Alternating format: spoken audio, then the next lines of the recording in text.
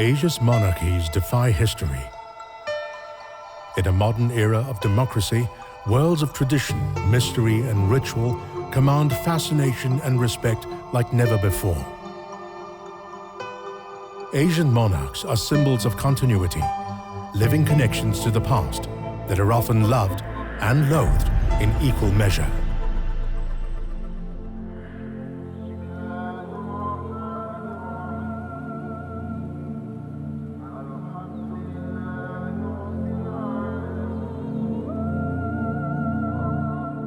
On the northern coast of the world's third biggest island, Borneo, there lies one of the world's smallest kingdoms.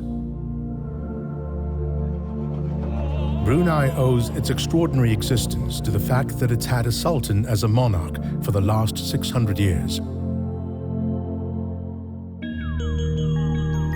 However, unlike the rest of Asia and most of the world, Brunei remains an absolute monarchy, where the sultan is head of state, as well as head of the government. The sultan is seen as divine. Even his own cabinet ministers revere him. Brunei is known throughout the world not only for its sultan, but also for its oil. The royal family has become astronomically wealthy and has shared that wealth amongst the small population. But in Brunei, you're not supposed to discuss it. Talking about wealth, Brunei's money is a taboo in this country. It's constitutionally banned. The monarch has a grip over his people like nowhere else in Asia. It's a system that is hard to understand from a westernized democratic perspective. That kind of system suits Brunei. Whether Brunei under the Sultan is a friend of British values is, I think, a rather different question. But is the system sustainable? What happens to the Sultan and to Brunei when the oil runs out? And can this tiny state resist democracy when so many of its neighbors have embraced it?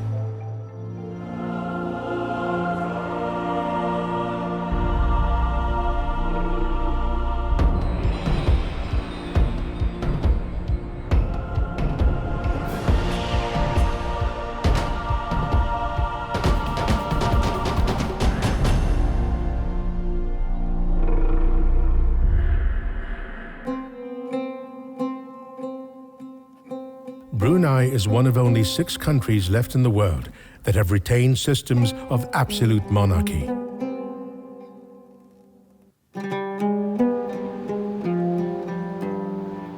Power is centralized and hierarchical. Political parties and elections almost non-existent.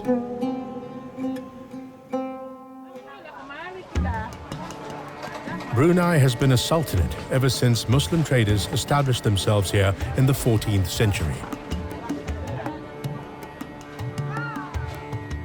His Majesty Sultan Haji Hassan al-Bolkiah Musaidin wa Dawla is Brunei's 29th sovereign. As a country, Brunei would have disappeared entirely in the 19th and 20th centuries if it hadn't been protected by Britain. They set up a residency system that ensured the country wasn't taken over by Malaysia. The sultans those days was really hard up. There was not much money. Even the sultans wanted to go to Singapore, for example. They had to borrow money from the British. At the beginning of the 20th century, the sultans of Brunei were said to be so poor, their clothes were threadbare and their palaces meager. The Brunei economy changed forever in 1929, after the discovery of oil by Shell Petroleum. However, the sultans weren't allowed to share the wealth that was being created at an astonishing rate. Nothing went to the Sultan at the time because according to the residency agreement, he was entitled for a monthly stipend. Say, for example, 6,000 States dollars. They were not given direct money. The current sultan's father, Omar Ali Saifuddin III, subtly changed the relationship with the British over the course of his reign, so that Bruneians were able to share the extraordinary wealth that was being created.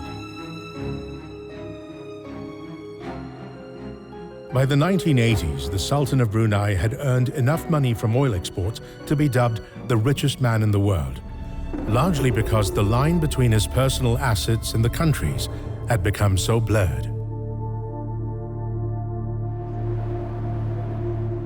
With unimaginable, not to say unmentionable wealth, the Sultan's position seemed secure. But if 95% of Brunei's income comes from oil and gas, what happens when these resources eventually run out?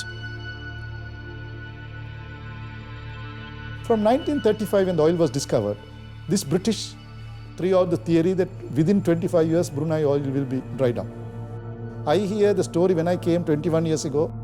By God's will, I hope oil wealth will go on and go on forever unless someone else discover another source of energy. Oil and gas won't last forever. So it's very important that the country's investments are developed. It benefits because it is a small country, small population. So if the investments are made properly, it should be able to live off its investments into the foreseeable future.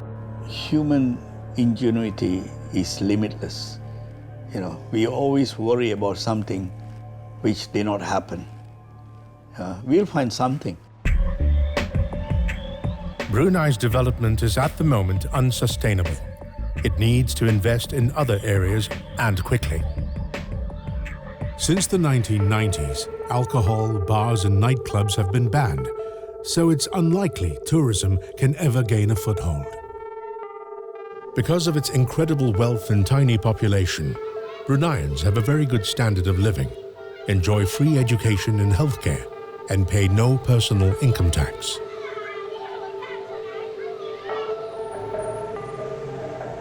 The average household has 3 cars, so very few people ask questions of their sultan or the future. They're enjoying their present situation too much.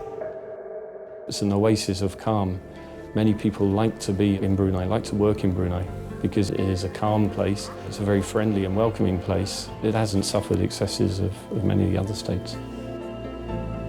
Because life is so good, the Sultan and the royal family are genuinely loved by most people in Brunei. What made the royal family of Brunei very, very popular, I think for obvious reason, is that they're being human, or they're being themselves. And if you look around, when the royal family move about in Brunei, there is minimum security that shows how safe and how well loved they are. And that is why the closeness of the people and the Sultan is really very evident.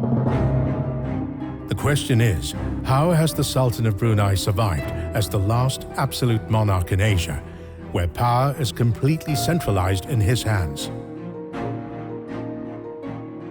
To understand his preeminent position, one has to examine the history of Brunei's sultans and the seminal events of 1962, when an armed rebellion almost overthrew the monarchy.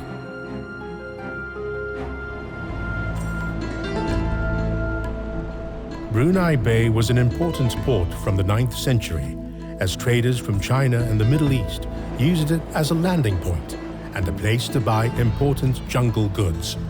The history of Southeast Asia is, in its earlier centuries, based upon what we call thalassocracies. These are kingdoms of the sea, if you like, not control of the land, but the control of trade routes and of the more desirable objects of trade. The first sultan was said to be Alak Batata, who reigned from 1363 and took the name Sultan Muhammad. He married into the royal family of Johor and embraced Islam. At the time, as still exists today, Bruneians lived on the sea in water villages to escape the stifling heat of dry land.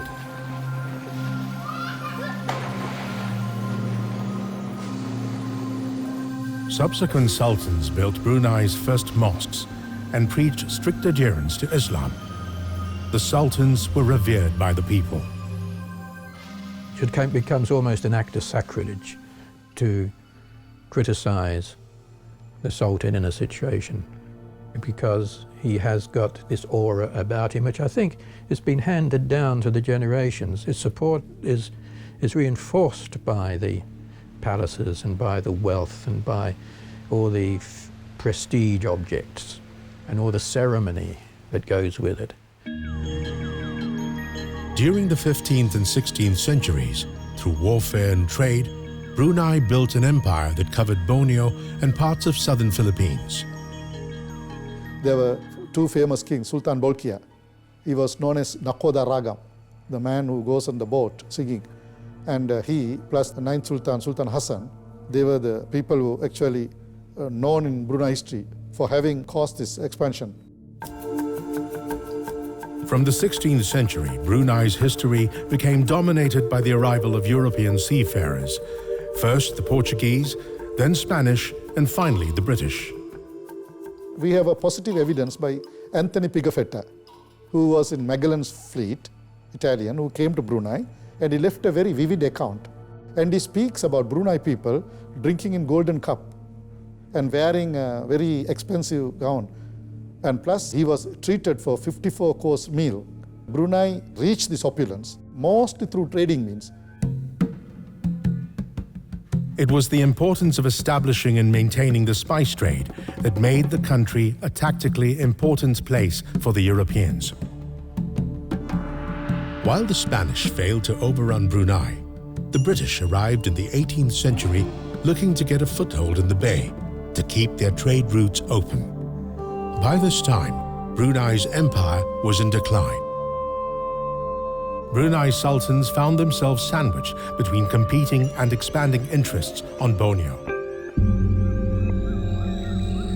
After a succession crisis in 1828, Omar Ali Saifuddin II became the 21st Sultan of Brunei. He executed members of his own family who had claimed the throne, but it was the British he needed to be more concerned about. The British presence began to be felt not as a result of British government interest at first, but because of James Brooke, who was an adventurer, a freebooter, who came and made a deal with a Brunei aristocrat to take control over Kuching, which later became the nucleus of his kingdom-to-be of Sarawak. In 1842, James Brooke became governor of the British colony of Sarawak, west of Brunei. And for the next 100 years, Brunei's history was dominated by the Brooke family, who became known as the White Rajas. Brunei was on the point of disappearing when the Raja Brooke was very active, coupled with the mismanagement of Brunei. It was shrinking, a lot of corruption and ineptitude, which made the people turn against the rulers. So Raja Brooke was welcomed as a savior. By this time, the British had established a diplomatic link with Brunei, and the British felt that it was not in their interest, perhaps, to allow James to actually take over entirely, but also they felt it was a matter of honour to protect Brunei from further loss of territory. Brunei was in danger of disappearing off the map altogether. Charles Brooke, nephew of James and now a renegade Raja, sailed up the Limbang River in Brunei and claimed the territory as his own. Yeah, his ultimate aim, once he started, he got the taste of it. He wanted one day to finish off Brunei and bring it under his rule. In 1888, Sultan Hashim signed a protectorate agreement with Britain that ensured Brunei would continue to exist, however small. The sultans those days was really hard up. There was not much money. I think they welcomed the presence of the British as a stabilizing force at that time. To establish what was to be done with Brunei, the British sent an envoy, Malcolm MacArthur, to write a report on the governance of Brunei and how the territory could be maintained. He wrote a report, interesting report in 1904 called MacArthur Report. He had two options. He argued Brunei, of course, can be taken over by Sarawak. But he said doing that will be a great travesty of justice because, like England, Brunei is also under ancient monarchy. So it's not fair to snuff out that monarchy. Second reason, his problem was that Brunei was so poverty-ridden at the time that it's very hard to maintain it. So that's another reason why Brunei should be handed over to Sarawak. MacArthur won a lot of friends in Brunei with his sensitivity to the sultans and their position in society. However, he called impoverished Brunei a collection of ruinous hovels, where even Sultan Hashim wore threadbare clothes and had fallen through the floorboards of his palace on stilts. MacArthur's mission was to find out just basically what to do with Brunei. Honour required that the Sultan be well treated and respected. There was some feeling that the Brooks were too grasping and perhaps in the long run unpredictable. He wanted to preserve the remaining part of Brunei, provided that Britain can impose a kind of hegemony over Brunei, not by direct rule, by a form of indirect rule, where they appointed a British resident who was the advisor to the Sultan. But the real powers were in the hands of the British resident. So that was how Brunei was saved. In my writings, I say MacArthur was the real savior of Brunei. The British had already established a successful residential system in the Federated Malay States. Having resisted the temptation of selling off Brunei to Charles Brooke, Sultan Hashim died in 1906, having saved his beloved kingdom. MacArthur became the first resident and set about creating a new system of government and taxation, whilst the Sultan was left in charge of religious affairs. The resident takes over all the strings of the administration.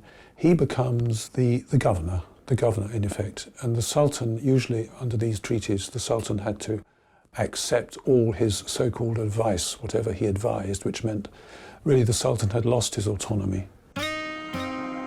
The British established themselves at the House of 12 Roofs, a building disused since 1984 when the British left. Today, it is a poignant reminder of Brunei's recent colonial past. Due to the death of his father, Jamalul Alam, in 1924,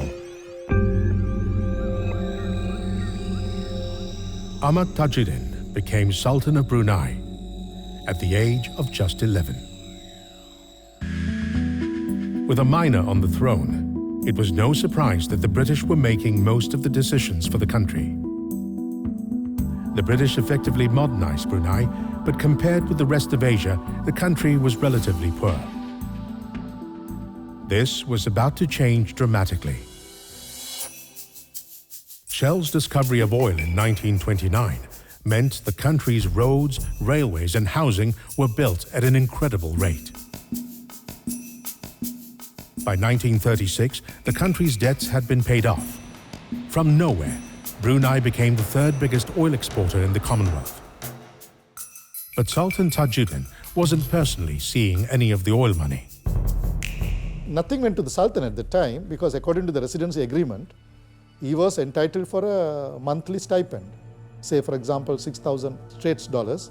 They were not given direct money, and only some profits, 20 to 30% was passed on, and the profits were not directly passed to the royalty. It was kept separate accounts, managed by the resident and his assistant. Until 1950, the Sultans of Brunei played second fiddle to the British residents. All this changed when Tajuddin's half-brother, Omar Ali Saifuddin III, acceded to the throne. From the very first day of his accession, Omar Ali Saifuddin was keen to take control and reverse the historical process since 1905, which had seen power concentrated in the hands of the resident. He started slowly taking away the powers and authority from the hands of the residents. And he knew the power of Brunei at that time. And he did not want the British to completely dictate terms to him as far as money is concerned. Brunei's oil revenues were growing at a staggering rate, from $1 million in 1946 to $30 million by 1959. With some of this wealth, Omar Ali built a majestic mosque named after himself, which is still the most magnificent building in the country. Its main dome is said to be made from real gold. The 1950s saw the development of nationalist and democratic feelings in Brunei. The British were keen for Brunei to join neighbouring Sabah and Sarawak in the newly formed Malaysia. They didn't want to leave behind an anachronism, an absolute monarchy in the midst of Southeast Asia, which, for one thing, the British thought would be very vulnerable to communist takeover. Sultan Omar Ali was offered an inducement by the new Prime Minister of Malaysia. Tunku Abdul Rahman came around and said, I'm going to make you the king of Malaysia. If you join Malaysia, who wouldn't want to be? You know, you preside over the rest of the sultans, and why not? I think he was quite persuaded to join Malaysia on those terms, yeah? But then Tunku Abdul Rahman went back to Malaya and consulted the rulers. And the rulers said, no way, man. In the late 1950s, the Brunei People's Party had formed under the leadership of Ahmad Azahari, a radical who was pushing the British and the Sultan to hold elections and form a constitutional monarchy. Azahari wanted to go too fast. Basically, Sir Omar Ali Saifuddin was sympathetic, but at the same time, he was a practical man. He still wanted to make sure that Brunei's future will be safeguarded, the wealth won't be squandered. In 1961, the Sultan finally agreed to elections, and Azahari's People's Party won 54 out of the 55 seats to the Legislative Council. When they won the landslide, the question then was, should the council, the Legislative Assembly, be convened in order to allow them to pass an anti-Malaysia resolution? So when finally, after weeks and weeks of tension, the date for the first Legislative Assembly meeting was fixed, it was then postponed. The resolution that they were going to talk about was not allowed, and it appeared to the People's Party that the Sultan and the Resident were responsible for refusing to allow this anti-Malaysia resolution to be debated. For Azahari, who believed he had the support of Indonesia behind him, it was the final straw. Well, from the beginning I was against the Federation of Malaysia, because this is not actually a federation. This is a transfer of power from one colonial power to another. We are not rebels actually, but we are independent lovers and freedom lovers and adhere of the principle of democracy. On December 8, 1962, to everyone's surprise, Azahari declared independence for Brunei and led an armed rebellion against the Sultan. No one had seen it coming. I sent out a small piece saying the rebellion had broken out in Brunei to Reuters. See, they came back and say again, please. The British moved quickly to mobilize their Gurkhas and Royal Commandos stationed in Singapore. Suddenly somebody rolled up in a Land Rover and said, back to camp, we fly at dawn, Brunei's been invaded by the rebels, we've got to go and liberate the town. It's a mystery why the rebellion broke out. Azahari, until his death, did not acknowledge the fact that he was the cause of the rebellion. He said this was engineered by some other factors in order to suppress him. What I can tell you is that so deep was the corruption there that I saw it, so bad was the governance, that although I was a British soldier serving my Queen and serving my flag in countering the rebels and recapturing Brunei, I was very conscious even at that age that if I had been a Bruneian there, I'd have been with the rebels. Armed revolt was a cock-up, really. It was ill-advised timing. It broke up and they were not organized, they didn't know where to go, what to do, and it was a complete chaos. The following morning we did the assaults on Limbang, in which 5 of my colleagues were killed and 5 were wounded, and I did the assault on Laos in the 5th Division of Sarawak.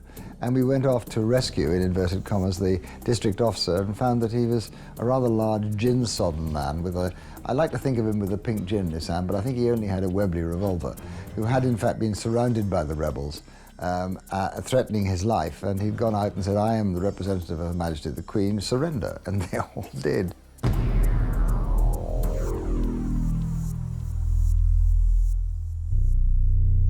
By the 20th of December, the rebellion was over.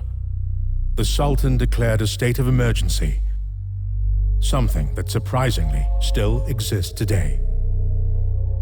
A paranoia set in that has lasted for almost 60 years.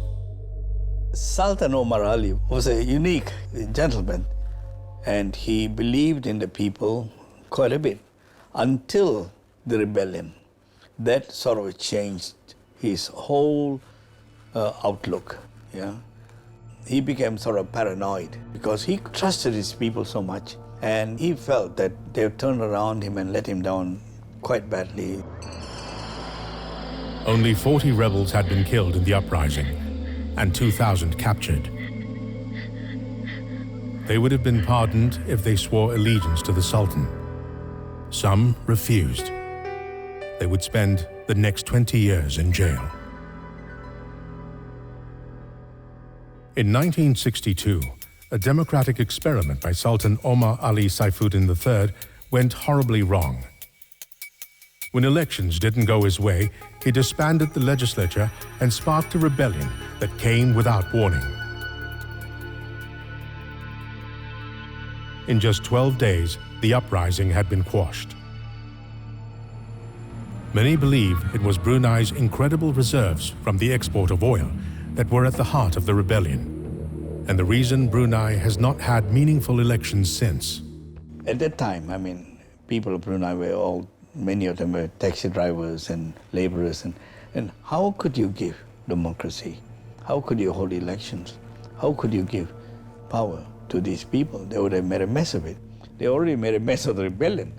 Now, you're talking about $19 billion.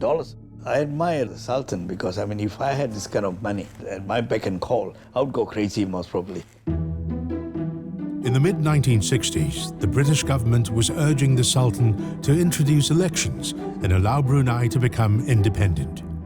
The British wanted the Sultan to move forward to self-government, but it had to be democratic self-government. They wanted him to become a constitutional monarch. The Sultan, however, was reticent. He feared without a British presence in Brunei, the country was susceptible to attack from hostile neighbors. But at the same time, Omar Ali wanted the British to grant him full control of the country's finances. Eventually, the British fenced him in, you know, have no way to go, yeah? So he said, look, he said, if you don't do that, I'm going to go, you know, I'm going to abdicate. That did not move Whitehall at all. So you want to go, you go. You know? The Sultan surprised everyone by suddenly announcing his abdication in 1967 in favor of his firstborn son, Hassan al-Bolkiah. One theory was that his son was set to fail his military education in Britain, and it was a way of avoiding the embarrassment. I can tell you the official reason. Sultan Omar believed that his young son should be given a proper training in statecraft. And he had enough because he founded the kingdom, he spent money, and he promulgated the constitution. And with the British, he defeated the rebellion. And he has a very good son who could really take over him. He will have been told, no doubt, that he was going to take over the reins of government and at least going to learn how to be a sultan. But although that was what his father was saying, the history of the next few years, up until 1984, or even later, shows that the old man, the abdicated sultan, had no intention whatsoever of handing over. At just 22, Hassan al became the Sultan in an elaborate coronation ceremony in 1968. Symbolically, it was his father, Sultan Omar Ali, who placed the solid gold crown on his son's head. His father was to remain the power behind the throne. In his early years, the current Sultan earned a reputation as being bored by his position of power. Before long, he found that it was a very easy life with no responsibilities except to appear at ceremonial occasions. Whenever the Sultan appeared with these dark glasses and with the peaked cap pulled down over his eyes, it may well be that he just arrived back from Manila or Bangkok and had a hangover. The 1970s saw the remarkable rise in the price of oil, from $1 a barrel in 1970 to $11 a barrel by 1974. Brunei's wealth went through the roof. With the discovery of gas as well as oil, the country soon had the highest per capita income in all of Asia. During this period, quite a lot of welfare activities are going on, and quite a lot of money has been spent. Housing sector. All the Bruneians are entitled to free education. And you can see the development generally in the country, infrastructure like road system, electrical system. It has taken over by leaps and bounds. However, the state of emergency imposed after the 1962 rebellion remained in place, and the constitution suspended. In 1975, the United Nations called on Brunei to embrace elections and become independent from the British. But the Sultan's father was still resolutely against both ideas. Brunei was seen as an anachronism, the last absolute monarchy in Asia. When Hassan Bolkiah came to power, everybody looked at him, oh my God, I mean, Sir Omar is gone. What shall we do? I mean, can this guy do it? And it took a little bit of time for the present Sultan to stand up on his own legs and imprint his image on the political situation, on the power. In 1981, Hassanal enraged his father by marrying a commoner as his second wife. He became more conservative, as he had fallen in love for the first time. Sultan Hassanal began taking his religion more seriously, and Brunei took on an increasingly Islamic atmosphere. The country becoming proud of its history, but also its faith. In 1984, Brunei finally agreed to become fully independent from Britain. Membership to ASEAN, the Commonwealth, and the United Nations followed soon after. By January 1984, the British residency system, in operation since 1906, formally came to an end. The country became known as Brunei Negara Darussalam, an abode of peace, and the Sultan became Prime Minister and Defense Minister.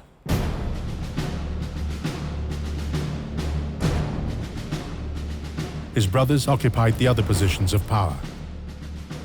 The royal family now had complete control of the country. They became untouchable.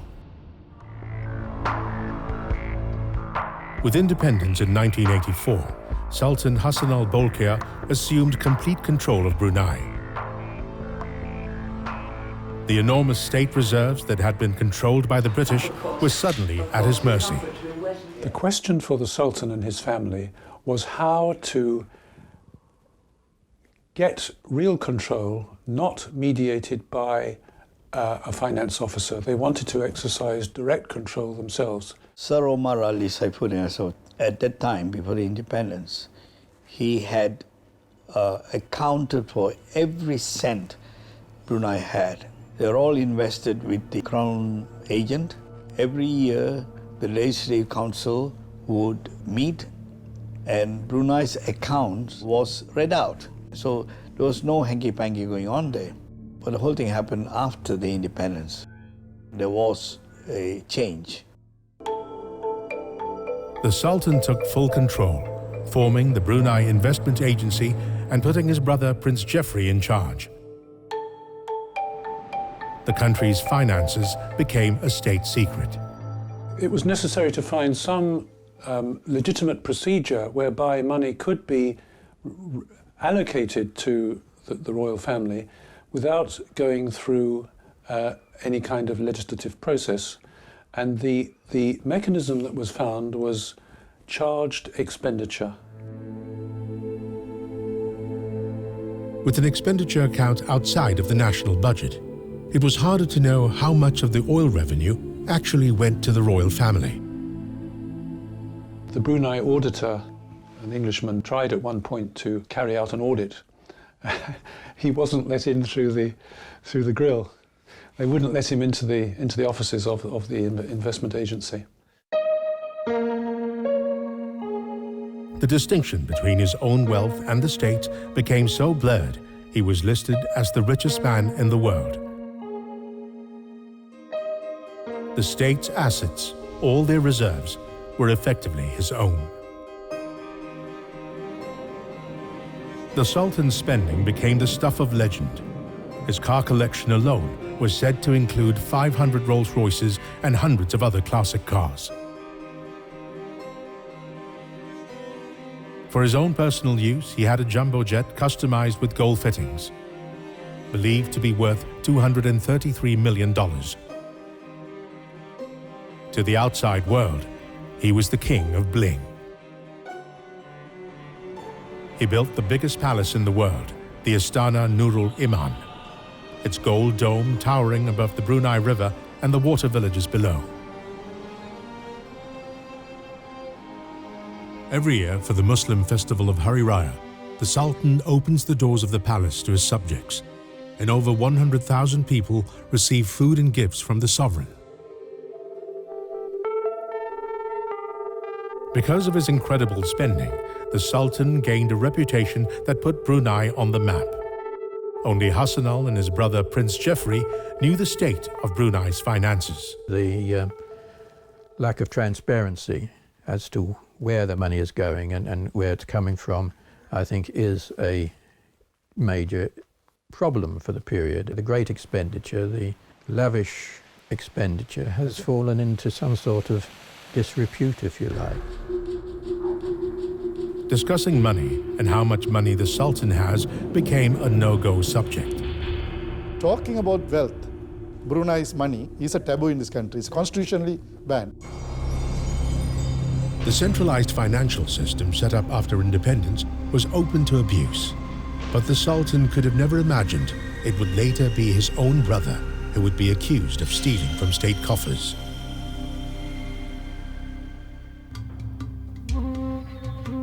In 1984, the Brunei government decided to introduce a philosophy known as MIB in Malay, which encouraged people to believe in the three pillars of Brunei's system: Malay, Muslim, and monarchy. MIB is a yardstick, behavioral parameter for people to observe certain rules, that's all. They think if you are a true Malay, if you are a true Muslim, and if you believe in monarch, you will behave well. Because government is involved, it sounds like propaganda. People are indoctrinated in the benefits and the virtues of MIB.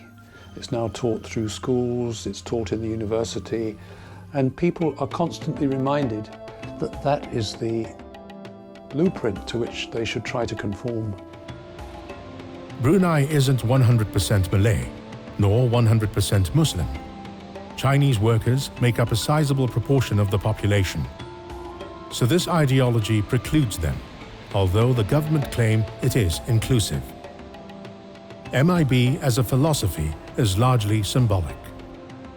This symbolism has been important for projecting the image of the Sultan as a man of God, even though in his private life, when he goes abroad, he may not be behaving quite up to the level of the Islamic ruler. To reinforce the increasingly Islamic atmosphere in Brunei, in 1991, the country went officially dry. Bars and nightclubs were closed down, and alcohol was banned. Sultan Hassanal was establishing the cult of personality, so beloved of totalitarian regimes. Brunei is similar to a totalitarian regime. It's similar to what one has read about Germany, Nazi Germany, and the communist Soviet Union. It feels like what you imagine those countries would have been like If you are part of it, and I have been employed there, it is totalitarian, and the way that they manipulate and control. One also noticed how there was a constant stream of propaganda on the television, supporting the monarchy, supporting the Islamic religion and so on. But there was this pervasive sense of fear. In such a climate, there is no opposition to the regime. In fact, to even talk ill of the Sultan was deemed an offense, even if you're related to him. There are some taboo subjects we're not supposed to write about, which is religion, sex, the government, and the Sultan as well, and members of the royal family. I think this is for security reasons as well, and for the harmony of the country. You don't touch the royal family or the Sultan. You don't abuse them. As a newsman, I can say that. We have more freedom of the press in Brunei, I can tell you this much, than in Malaysia or Singapore. I did cover a royal wedding before, and I got a call from the Prime Minister's office, and they told me that, yes, you can talk about this and that. Don't try to talk about the wife, which is the Sultan's daughter. That kind of thing, like, maybe the food that she eats or something. That still bemused me in a bit, especially when I was interviewing, it was the son-in-law of His Majesty. In the 1990s, political activity became non-existent, and what parties were allowed to continue had almost no membership and couldn't say anything about the Sultan's power. In 1997, the scandal of Prince Geoffrey's spectacular spending hit the headlines. He was Minister of Finance and had a reputation as a playboy, blowing millions through his own company on projects that he's alleged to have put in his personal name and not that of the country. The Sultan filed legal proceedings against his brother, then dropped them when he realized just how embarrassing the scandal would be. Geoffrey's extravagant purchases were put up for auction. 2,400, 2,400, 2,000 531. Prince Geoffrey's two most famous projects were built next door to each other. When it first opened, Jerudong Park attracted upwards of 5,000 people every day. Now it's been left to decay, and on average, less than 200 people visit daily.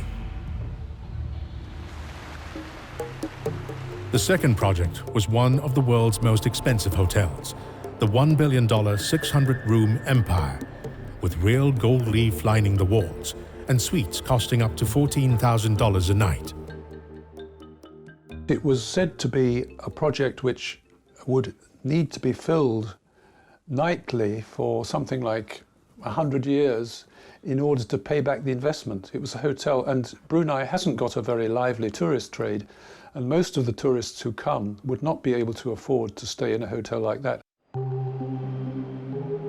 Like Jerudong, the Empire is barely used and has created a vast black hole in Brunei's finances.